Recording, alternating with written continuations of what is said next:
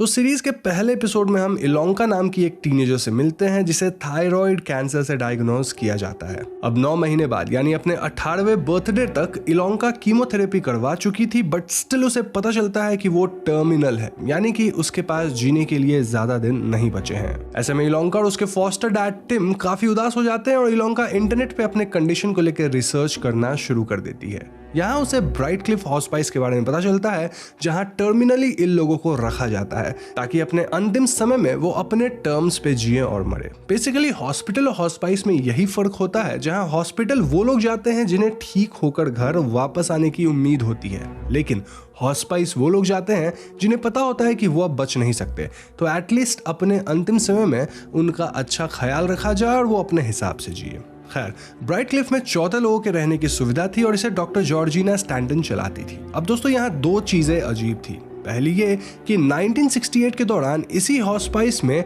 Julia जेन नामक एक लड़की आई थी जो कि केवल 17 साल की थी और उसे भी टर्मिनल थायराइड कैंसर था। लेकिन सरप्राइजिंगली वो इस हॉस्पिस से पूरी तरह क्योर होकर बाहर आई थी, which was next to impossible. जी हाँ, तो ऐसे में इलोंका के मन में कहीं ना कहीं ये बात छप जाती है कि वो भी ब्राइट क्लिफ जाकर समहाउ ठीक हो जाएगी। दूसरी बात यह कि इलोंका को ऑलरेडी इस हॉस्पिटल के अजीब डरावने विजन्स आने लग गए थे।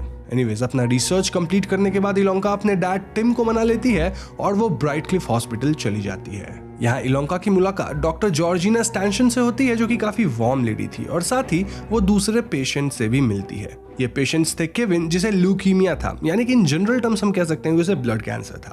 देन स्पेंस, जिसे एड्स था। नात्सुकी, जिसे ओवेरियन कैंसर था। सैंड्रा, जिसे लिम्फोमा था। आमिश को ग्लियोब्लास्टोमा था, जिसे हम जनरल टर्म्स में ब्रेन ट्यूमर कह सकते हैं।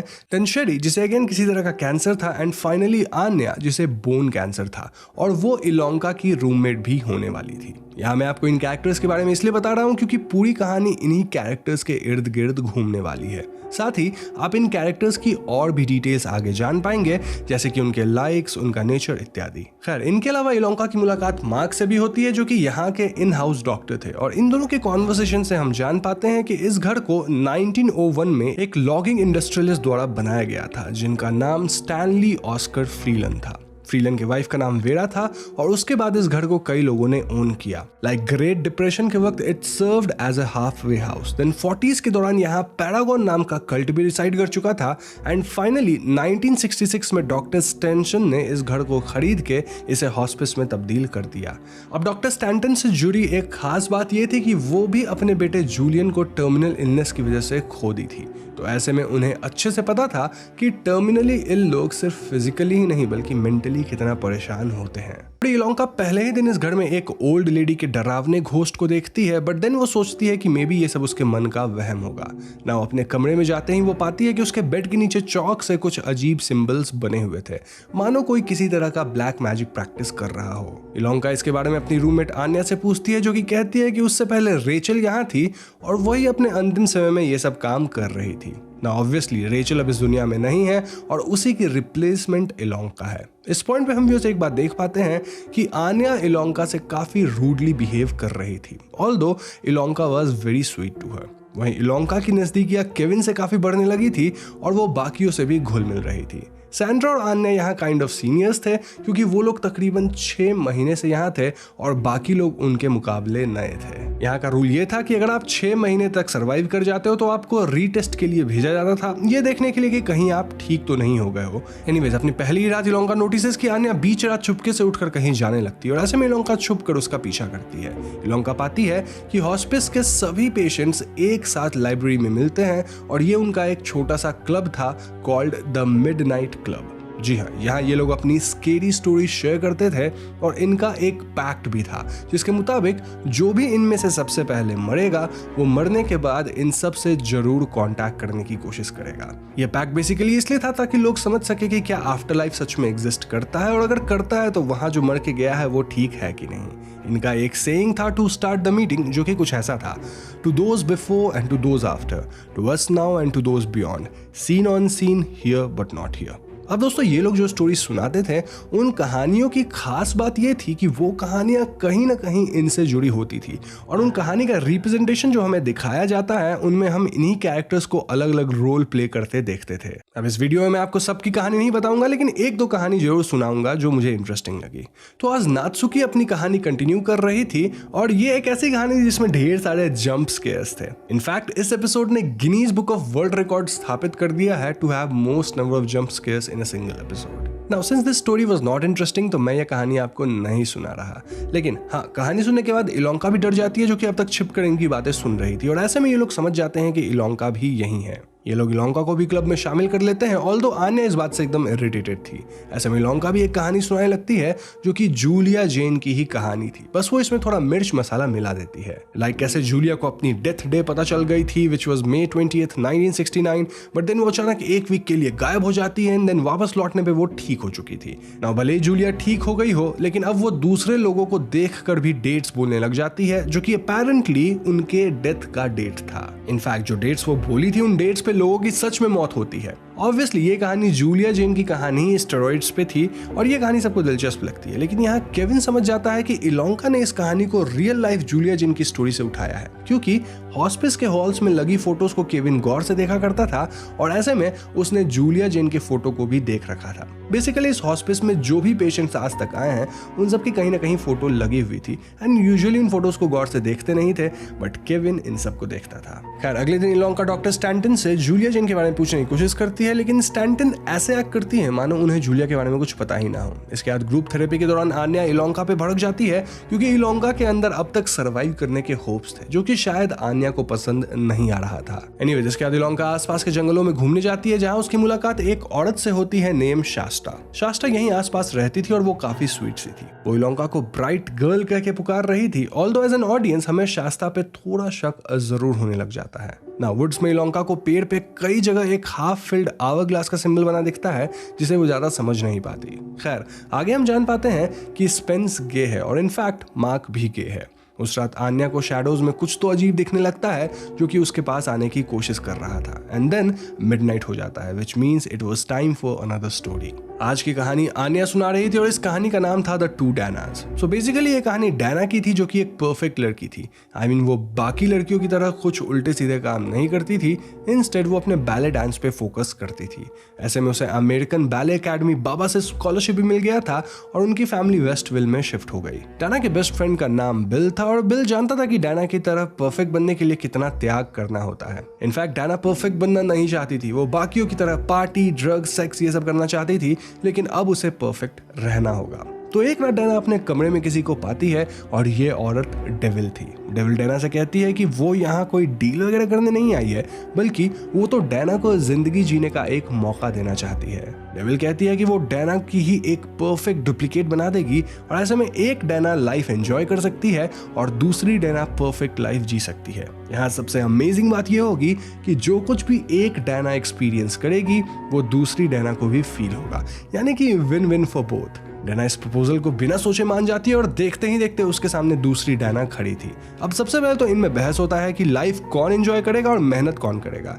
फाइनली एक डैना मान जाती है और यहाँ हम देखते हैं कि लाइफ एंजॉय करने वाली डैना सब उल्टे सीधे काम करना शुरू करती है, लाइक ड्रग्स लेना, पार्टी करना, सेक्स, और दूसरी तरफ मेहनत करने वाली डैना ये सब फील कर रही थी और वो अपने बैले डांस या किसी भी काम को ठीक से कर ही नहीं पा रही थी। कुछ ही दिनों में एंजॉय करने वाली डैना की जिंदगी बर्बाद हो चुकी थी और उसके चक्कर में इधर मेहनत करने वाली डैना भी बर्बाद हो गई थी। वो बिल से भी झगड़ा कर लेती है, इनफैक्ट वो उस पर बैले डांस वाली स्टैचू फेंक देती है। ऐसे में स्टैचू का एक पैर टूट जाता है। देन ये दोनों डैना एक दूसरे को फिजिकली हर्ट करने के लिए खुद को हर्ट करने लगते हैं और क्योंकि इनकी थॉट प्रोसेस भी सेम थी, ये दोनों एक दूसरे को मारने पहुंचती है। दोनों डैना एक दूसरे को शूट करती है और इसके बाद हम देखते हैं कि इनमें से एक ही बच पाई और उसका भी पैर काटना पड़ गया ड्यू टू इन्फेक्शन। यहाँ सबसे ट्रबलसम बात यह थी कि बचने वाली डैना को पता तक नहीं था कि वो ओरिजिनल डैना थी या duplicate. She had lost it all। अब दोस्तों इस कहानी को सुनकर हम ये समझ पाते हैं कि ये कहीं ना कहीं आन्या के लाइफ से ही इंस्पायर्ड है, क्योंकि उसका भी एक पैर नहीं था और अपने कहानी में वही लीड रोल प्ले कर रही थी। इनफैक्ट आन्या के पास भी सेम बैलरीना वाली वो स्टैचू थी जिसकी एक पैर नहीं थी और आन्या का भी एक एक दोस्त हुआ करता था जो कि अब उसे क्लोज नहीं था। तो क्लब अटेंड करने के बाद सब सोने जाते हैं और यहाँ हम इलोंका को देखते हैं जो कि केविन की मदद से डॉक्टर स्टैंटन के ऑफिस में जाकर जूलिया जेन की फाइल चुरा लेती है। इसी दौरान हॉल एकदम से अचानक ब्लैक एंड व्हाइट जैसा हो जाता है, मानो ये पुराने जमाने में चला गया हो, और इलोंका को फिर से वही ओल्ड लेडी की भूत दिखती है। कुछ ही सेकंड्स बाद सब नॉर्मल हो जाता है और केविन इलोंका को उसके रूम तक छोड़ता है। अब अगले दिन ब्राइटक्लिफ हॉस्पिस में सबके पेरेंट्स मिलने आने वाले थे और यहाँ हमें सारे पेरेंट्स के बारे में कुछ और बातें पता चलती है। फॉर एग्जाम्पल, स्पेंस की मॉम चर्च ग्रुप वगैरह की पार्ट थी और वो स्पेंस से मिलने तक नहीं आती थी क्योंकि स्पेंस गे था। ऐसे में स्पेंस को चर्च और गॉड में बहुत भरोसा नहीं था। देन केविन के फैमिली में उसका छोटा भाई और उसकी मॉम थी, जहां हम देखते हैं कि उसकी मॉम काफी स्ट्रिक्ट टाइप की थी। वो फैमिली के ट्रेडिशन को कायम रखना और उसका प्रेशर अपने बच्चों पे डालती थी। फॉर एग्जाम्पल, केविन दौड़ता बहुत अच्छा था तो उसके भाई को भी अब दौड़ना होगा। नाउ केविन की गर्लफ्रेंड भी थी जिसका नाम कैथरीन था। आमिश इंडियंस था, यानी कि उसके पेरेंट्स भी इंडियन थे और फिलहाल वो लोग यूएस विजिट नहीं कर सकते थे due to some visa issues. वहीं शेरी के पेरेंट्स कभी मिलने आते ही नहीं थे। ऑल्दो हम इतना जरूर जान पाते हैं कि शेरी के पेरेंट्स बहुत ही ज्यादा अमीर थे, बहुत ही रिच। नात्सुकी अपनी मॉम के साथ काफी क्लोज थी और आन्या के पेरेंट्स इस दुनिया में थे ही नहीं।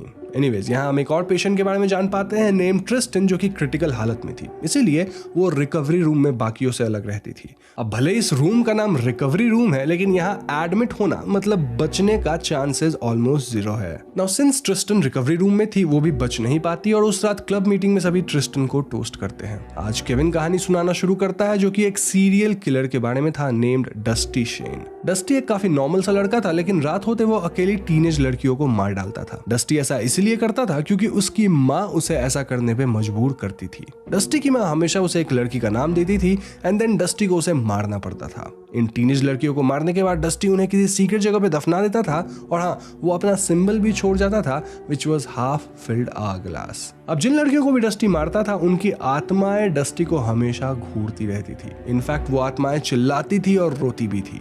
तो एक बार डस्टी किसी नैन्सी नाम की लड़की को मार डालता है और ऐसे में नैन्सी अगले दिन कॉलेज नहीं आती। तो उसकी फ्रेंड शीला नैन्सी के बारे में चिंतित हो जाती है और शीला की ऐसे में ही दोस्ती डस्टी से हो जाती है। इन दोनों की नजदीकियां बढ़ जाती हैं। इनफैक्ट ये दोनों एक दूसरे को प्यार करने लगते हैं। लेकिन एक दिन डस्टी की माँ उसके सामने शीला का नाम ले लेती है, यानी कि अब डस्टी को शीला को भी मारना होगा। डस्टी काफी रोता है, लेकिन फाइनली वो शीला को अपने घर पे बुलाता है। वो शीला पे अटैक भी करने का सोचता है, लेकिन उन आत्माओं के प्रेशर में वो रुक जाता है। तभी डस्टी की माँ वहां रेंगते हुए आती है और ऐसे में डस्टी अपनी माँ को ही मार डालता है। माँ के मरते डस्टी के साथ रहने वाली आत्माओं को मुक्ति मिल जाती है, लेकिन इसके बाद डस्टी की माँ की इविल स्पिरिट डस्टी के अंदर जाती है और डस्टी एक बार फिर से शीला को मारने की सोचता है। वो किसी तरह कंट्रोल करके खुद को ही हर्ट करता है और मौका पाकर शीला डस्टी पे हमला करके उसे बेहोश कर देती है। अगले सीन में हम देखते हैं कि डस्टी पुलिस हिरासत में है और यहाँ हमें पता चलता है कि इनकी फैमिली जनरेशन से ऐसे ही टीनेज लड़कियों को मारती आ रही थी। नाउ सिंस डस्टी कैद हो चुका है, उनके फैमिली का ये कर्स यहीं खत्म हुआ और शीला भी सेफ है। अब दोस्तों, ये कहानी एपिसोड में 10th एपिसोड तक तोड़ तोड़ कर बताई गई है, लेकिन मैं आपको एक ही बार में बता दे रहा हूँ ताकि चीजें कंटिन्यूटी में रहे। साथ ही इस कहानी को अगर आप गौर से देखेंगे तो डस्टी और कोई नहीं बल्कि केविन का कैरेक्टर है और डस्टी की माँ जो उस पर प्रेशर डालती है वो एक्चुअली में केविन की माँ लाइफ में है, जो कि उसके लाइफ चॉइसेस पे प्रेशर डालती है। यानी फैमिली का ट्रेडिशन, फैमिली में सब लोग दौड़ते हैं, रेसर्स हैं, तो तुम्हें भी वही बनना पड़ेगा। इन ट्रेडिशंस का भार केविन पे रहता है। सो बेसिकली मेरा पॉइंट अगेन वही है कि इन सब की जो कहानी है वो उनको ही रिप्रेजेंट करती है। और मैं बार बार ये इसलिए रिपीट कर रहा हूँ क्योंकि आगे मैं कहानियां नहीं सुनाऊंगा कैरेक्टर्स के, तो आप समझ जाना कि कैरेक्टर्स क्या हैं। एनीवेज, कहानी के बाद केविन और इलोंका लिफ्ट में जाते हैं जहां उन्हें बाकी बटन्स के नीचे एक आवर ग्लास का बटन दिखता है जिसे दबाने पे कुछ नहीं होता था। लेकिन जब उसे बेसमेंट बटन के साथ दबाया जाता है तो ये लिफ्ट एक नए ही लेवल पे पहुंच जाती है जो कि बेसमेंट के भी नीचे था और इसे हम सीक्रेट बेसमेंट कहते हैं। इस जगह को देख के लग रहा था मानो यहाँ पहले कोई कल्ट वगैरह रहा करता था, क्योंकि वहाँ शैतानी प्रक्रिया करने की सामग्री वगैरह थी। ये दोनों बाकी पेशेंट्स को भी बुलाकर यहाँ लाते हैं और खोजबीन करने पे इन्हें वहाँ एक डायरी मिलती है जो कि पुराने दौर के मिडनाइट क्लब मेंबर्स की थी। इस डायरी को जूलिया जेन लिखी थी और इसमें सभी मेंबर्स की एंट्री थी। इनफैक्ट डायरी में क्लियर लिखा था कि मिडनाइट क्लब को जूलिया ही शुरू करी थी ऑन 5th of January 1969। अब यहाँ इस रूम की खास बात ये थी कि यहाँ अगर आप ध्यान से देखें तो आपको ऑक्यूलस वाली मिरर भी दिख जाएगी। एनीवेज, अगली सुबह वापस इनकी ग्रुप थेरेपी थी जहाँ सैंड्रा और स्पेंस में बहस हो जाती है क्योंकि स्पेंस गॉड के अगेंस्ट था और सैंड्रा वाज पक्का गॉड बिलीवर। दिन में केविन को भी अपनी गर्लफ्रेंड के साथ प्रॉम पे जाना पड़ता है ऑल्दो ही वाज सिक, और वहाँ सभी उसे प्रॉम किंग घोषित कर देते हैं क्योंकि ऑब्वियसली वो मरने वाला था। तो it was a pity act. होता है ना कॉलेज में कि कोई मरने वाला हो, किसी को कैंसर हो तो उसी को किंग बना दो, उसी को प्रॉम का क्वीन बना दो, ये सब चीज होती रहती है। नाउ स्पेंस को रिकवरी रूम से एक आवाज सुनाई देती है विच वाज कॉलिंग हिम, लेकिन चेक करने पे कमरा खाली था। और रात को ये सभी फिर से मिलते हैं और आज सैंड्रा कहानी सुनाती है। सैंड्रा की कहानी डिटेक्टिव स्टाइल में थी जहां कुछ कत्ल वगैरह होते हैं, और ये कहानी मैं आपको नहीं सुना रहा क्योंकि इट वाज बोरिंग और उसका ज्यादा कुछ लेना देना नहीं है। All I can say is कि इस कहानी के माध्यम से स्पेंस और सैंड्रा की वापस दोस्ती भी हो जाती है और हम समझ पाते हैं कि सैंड्रा कैसे स्पेंस को अपना one of the best friend मानती है। नाउ कहानी के बाद जब आनिया अपने कमरे में वापस जाती है तो वो फिर से शैडो में घोस्ट देखती है जो कि उसके और करीब आ गया था। ऐसे में वो चिल्लाकर बेहोश हो जाती है और दूसरी तरफ केविन और इलोंका आपस में बातें कर रहे होते हैं जहां इलोंका कहती है कि उसने जो जूलिया के केस फाइल को चुराया था उसमें जूलिया के कई ड्राइंग्स थे जिनमें वही आवर ग्लास सिंबल और कुछ नंबर लिखे थे विच वे 292.13। अब ये दोनों सोचकर समझ पाते हैं कि ये नंबर्स ड्यूवी डेसिमल सिस्टम को रेफर करते हैं, और ऐसे में वो ब्राइटक्लिफ की लाइब्रेरी में इस नंबर सिस्टम की मदद से सर्च करते हैं और उन्हें वहां आवर ग्लास के सिंबल वाला एक किताब मिलता है। ये लोग किताब लेकर फौरन कमरे में जाते हैं जहां उन्हें आन्या बेहोश मिलती है। तो अगले दिन हमें पता चलता है कि इलोंका आन्या को सीपीआर देकर बचाई, ऑल्दो आन्या के कंडीशन में उसे सीपीआर नहीं देना था। आपको याद हो उसे बोन कैंसर टाइप कुछ था और सीपीआर में बोन्स वगैरह टूटते हैं। Now she is critical. इसके बाद इलोंका उस किताब को पढ़ती है जो कि उसे पिछली रात लाइब्रेरी में मिली थी, और इस किताब में पैरागॉन कल्ट के बारे में लिखा था जो कि 40s के टाइम घर में रहते थे। तो ये पैरागॉन डायरी जिस लड़की को बिलोंग करता था वो खुद को एथीना बुलाती थी। डायरी में बताया गया था कि पैरागॉन कल्ट को रेजिना बैलर्ड 1931 में शुरू करी थी और वो खुद को एसएसओ कहती थी। अब जिन्हें एसएसओ के बारे में नहीं पता उन्हें बता दो कि उन्हें ग्रीक गॉड ऑफ हीलिंग कहा जाता है। रेजिना जिसने अपना नाम चेंज करके एसएसओ रख लिया था, उसकी बात की जाए तो उसके हस्बैंड निमोनिया से मारे गए थे और उनका बेटा पोलियो से, और इसी के बाद से वो एक ग्रुप शुरू करी calling it new age healthy philosophy. ये ग्रुप मेडिकल ट्रीटमेंट या मेडिसिन में नहीं मानते थे, रादर ये लोग कुछ अपने ही नेचुरल ट्रीटमेंट देने लग जाते थे फॉर एनी कंडीशन। धीरे धीरे ये ग्रुप बदलने लग गया क्योंकि एसएसओ ग्रीक गॉडेस और उनके हीलिंग पावर्स की कहानियां से ऑब्सेस्ड थी। वो 5 गॉडेस सिस्टर को मानती थी हु वेर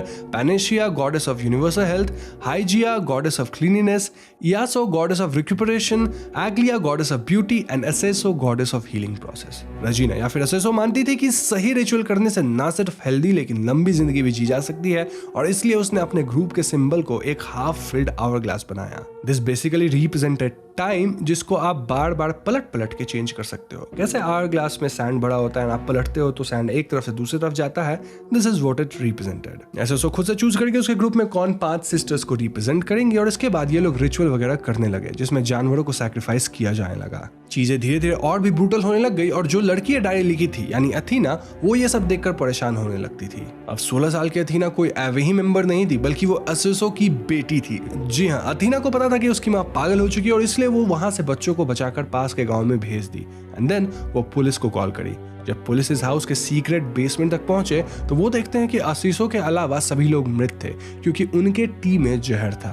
आशीषों का कहना था कि उसने जहर नहीं मिलाया, वो तो बस कुछ प्लांट्स वगैरह लाई थी और they turned out to be poisonous. लेकिन हम सब जानते हैं कि अपने रिचुअल को कंप्लीट करने के लिए वो सभी कल्ट मेंबर्स को मार डाली थी। उनका मानना था कि रिचुअल से उन्हें बहुत लंबी जिंदगी मिलेगी।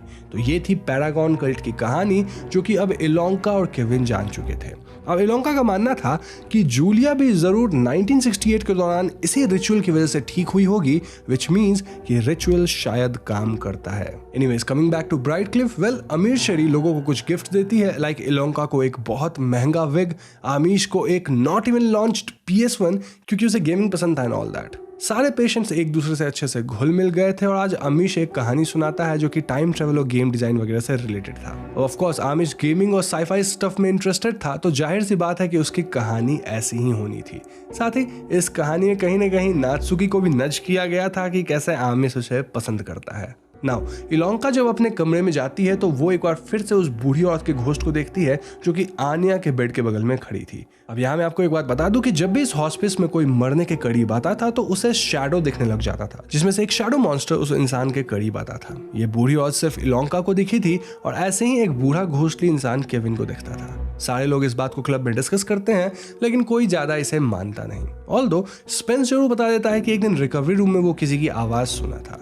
साइड स्टोरी में हम देखते हैं कि नात्सुकी और आमिश काफी क्लोज होने लग गए थे, इंटीमेट होने लगे थे। अब अगले मिडनाइट क्लब सेशन में इलोंका एक कहानी सुनाती है जिस पे हम बात नहीं करेंगे, लेकिन इस सेशन के अगले दिन से ही आन्या काफी सीरियस हो चुकी थी। खैर इलोंका फिर से वुड्स में घूमने जाती है, जहां अगेन उसकी मुलाकात शास्ता से होती है और वो शास्ता को सब कुछ बताती है। नाउ सरप्राइजिंगली शास्ता को इस हॉस्पिस के बारे में इलोंका से भी ज्यादा पता था और उसके रिस्ट पर पैरागॉन का सिंबल था। शास्ता इलोंका को ये तो कन्विंस कर लेती है कि रिचुअल करने से आन्या और वो सभी पेशेंट्स बच सकते हैं। इनफैक्ट वो इलोंका को रिचुअल के लिए गाइड करेगी। शास्ता यहाँ इलोंका को अपना खून तक देती है क्योंकि रिचुअल में 5 लड़कियों का खून लगेगा who will represent those 5 Greek goddess sisters. अब इलोंका बाकियों को इस रिचुअल के लिए मना लेती है और सारे पेशेंट्स आन्या को रिकवरी रूम से उठाकर सीक्रेट बेसमेंट में ले जाते हैं। ये लोग यहाँ रिचुअल शुरू करते हैं जिसमें सभी अपने अपने सबसे प्रिय चीज को कुर्बान करते हैं।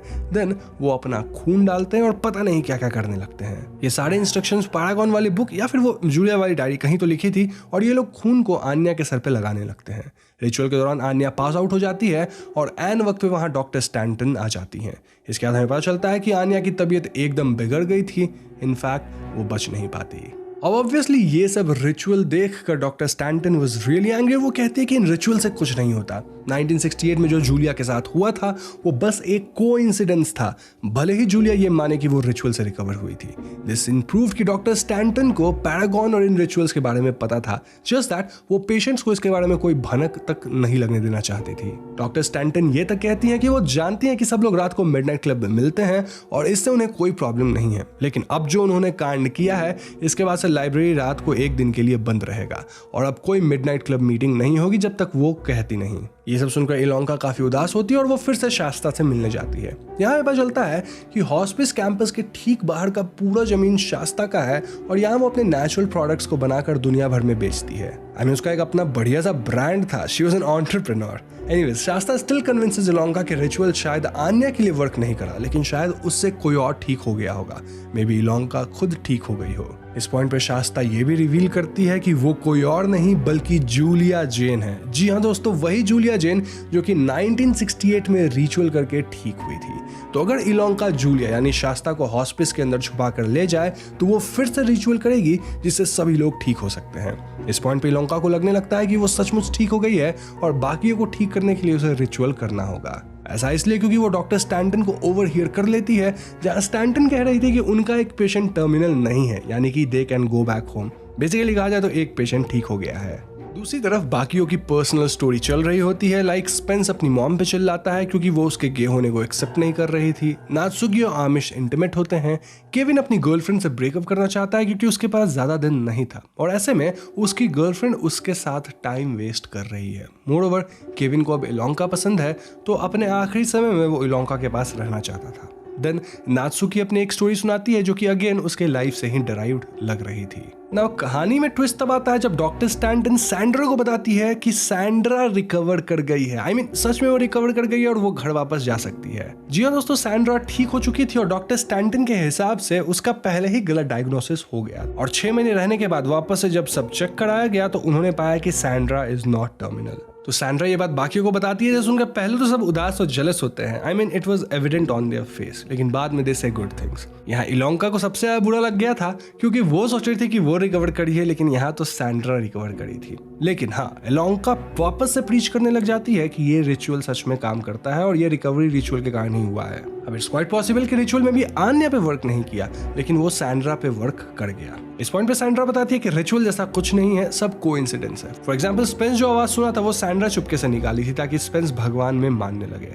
तो बेसिकली रिचुअल काम नहीं करता है और सैंड्रा का पहले ही गलत डायग्नोसिस हो गया था, तो इसमें कोई रिचुअल से ठीक होने वाली बात है ही नहीं। ये सब सुनकर इलोंका एकदम टूट जाती है क्योंकि एक तो वो ठीक नहीं हुई एंड सेकंड की कोई रिचुअल में भरोसा नहीं कर रहा था। ऐसे में वो सीधा शास्ता यानी जूलिया के पास जाती है और जूलिया उसे मैनिपुलेट करना शुरू करती है। अब उस रात स्पेंस अपनी एक टर्मिनेटर जैसी कहानी सुनाता है और रात के ठीक 3 बजे इलोंका शास्ता और उसके कुछ फीमेल मेंबर्स को हॉस्पिस में एंट्री देती है। ये लोग सीक्रेट बेसमेंट में जाकर रिचुअल करने लगते हैं और शास्ता सभी को एक टी पीने को कहती है। सभी फॉलोअर्स टी पीते हैं, लेकिन इलोंका टी पीने में हिचकिचा रही थी। तभी वहां डॉक्टर स्टैंटन आती है और हाथापाई शुरू हो जाती होती है। कुछ ही सेकंड्स बाद हम देखते हैं कि शास्ता के फॉलोअर्स जो टी पी लिए थे वो मरने लगती हैं, यानी कि टी के अंदर जहर था और ऐसे में इलोंका बाल बाल बची। शास्ता वहां से भाग निकलती है एंड देन पुलिस और एम्बुलेंस को बुलाया जाता है। बाकी पॉइजन लड़कियों को भी बचा लिया जाता है और अब डॉक्टर स्टैंटन बताती है कि ये जूलिया जेन या शास्ता जो भी है कई बार यहाँ आने की कोशिश करी है, कई बार ब्रेक इन भी करती है क्योंकि उसको लगता है कि इस जगह में कुछ सुपरनैचुरल पावर है। आज भी वो सबका सैक्रिफाइस दे रही थी क्योंकि मे बी वो अपनी जिंदगी बढ़ाना चाहती है या फिर उसे फिर से टर्मिनल इलनेस हो गई है और उसे लगता है कि रिचुअल करके सब ठीक हो जाएगा। स्टैंटन कहती है कि रिचुअल काम नहीं करता, जूलिया का केस या सैंड्रा का ही केस ये सब कोइंसिडेंस है, तो प्लीज ये सब बकचोदी ना करें। तो इसके बाद कहानी में हम देखते हैं कि आमिश को अब वो शैडो और मॉन्स्टर दिखने लग गए थे, वे सिग्निफाइज कि उसका टाइम आ गया था। और यहाँ एक अजीब चीज ये होता है कि आन्या का बैलरीना स्टैचू जिसके पैर टूटा हुआ था वो अपने आप परफेक्टली जुड़ गया था। वे सिग्निफाइज कि आफ्टर लाइफ से मे बी आन्या इनको हिंट दे रही थी, जैसा कि इस क्लब का एजेंडा था। सीरीज के एंड में हम डॉक्टर स्टैंटन के ऑफिस में एक बूढ़े कपल की फोटो देखते हैं जो कि इस बिल्डिंग को बनाए थे और ये दोनों वही हैं जिनकी घोस्ट इलोंका और केविन को दिखते थे। इनफैक्ट डॉक्टर स्टैंटन विग पहनती थी और जब वो अपना विग उतारती हैं तो उनके बैक नेक पर पैरागॉन की टैटू थी।